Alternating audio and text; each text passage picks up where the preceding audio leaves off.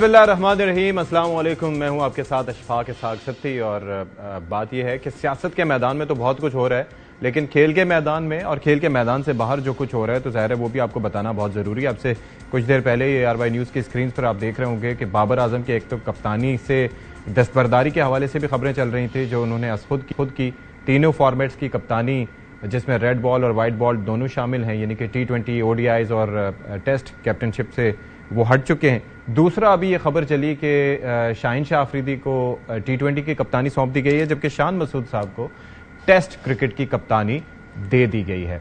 अब एक तो चीज़ ये हो गई, दूसरी चीज़ ये है कि ODI की कैप्टनसी किसके पास आएगी, ये एक बड़ा इंपॉर्टेंट क्वेश्चन है, क्योंकि एक ये जो 50 ओवर फॉर्मेट होता है इसकी इंपॉर्टेंस अपनी जगह है। और ये जो ज़ाहिर है कि सख्त फैसले किए और सख्त फैसले बाबर आजम को खुद लेने पड़े, क्योंकि जो क्रिकेट कमेटी है या जो इस वक्त क्रिकेट बोर्ड का इंतज़ाम जिस एतबार से ज़का अशरफ साहब के पास है, तो उस वक्त लगता नहीं है कि खुद ये वो डिसीजन ले सकते थे। तो बाबर आजम साहब ने ये डिसीजन खुद लिया।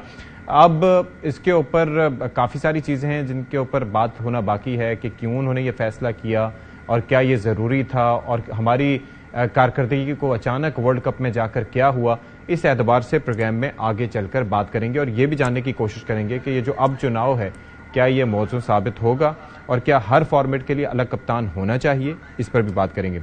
दूसरा ज़रा तज़किरा कर लेते हैं कि सियासत के मैदान में इस वक्त क्या हो रहा है। तो इस वक्त जी नवाज शरीफ साहब जब दौरा किया उन्होंने बलूचिस्तान का, तो 30 के करीब शख्सियात जो हैं वो मुस्लिम लीग नून में शामिल हुई। फिर उसके बाद आज भी हम देख रहे थे कि शहबाज शरीफ साहब वहाँ मौजूद थे और लश्करी रईसानी साहब को भी अपने साथ शामिल उन्होंने दावत दी और मुलाकात भी उनकी हुई।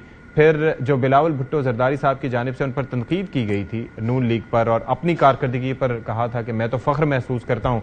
आप ये देखिए कि ये भी होता है सियासत में, और ये मंजर हमने कई बार देखा कि जब हुकूमत से अलग हुए, इत्तेहाद से अलग हुए, तो फिर जो पहले एक दूसरे को डिफेंड किया करते थे वो अब एक दूसरे के ऊपर इल्ज़ामात लगा रहे होते हैं। तो जिस तरह से बिलावल ने कहा था कि मैं तो अपनी कारकर्दगी का बता सकता हूँ, लेकिन ये सब इंक्लूडिंग शहबाज शरीफ साहब क्या बताएंगे, तो उसके ऊपर शहबाज शरीफ साहब ने क्या मौक़िफ़ दिया जब उनसे ये सवाल पूछा गया आज सुबह, जरा आप देखिए। पहले बिलावल भुट्टो मेरे छोटे भाइयों की तरह हैं, वो अगर ये बात कर रहे हैं तो मैं सिर्फ यही कहूँगा कि जिसको मुंतखब करेंगे कौम उसको कबूल करेगी, और अगर पाकिस्तान के अवाम अपने वोटों के जरिए मियां मोहम्मद नवाज शरीफ को कबूल करते हैं तो मुझे यकीन है कि सब उसको कबूल करेंगे। हमें पुख्ता सियासत की तरफ चलना चाहिए और रोने धोने से कुछ नहीं होगा। एक दूसरे के ऊपर इल्जाम तराशी करें, ये कोई मुनासिब बात नहीं है। मुनासिब बात यह है कि हम सब अपने गिरबानों में झांकें कि कहाँ हमसे गलतियाँ हुई और कहाँ हमने एक दूसरे के साथ ज्यादती की।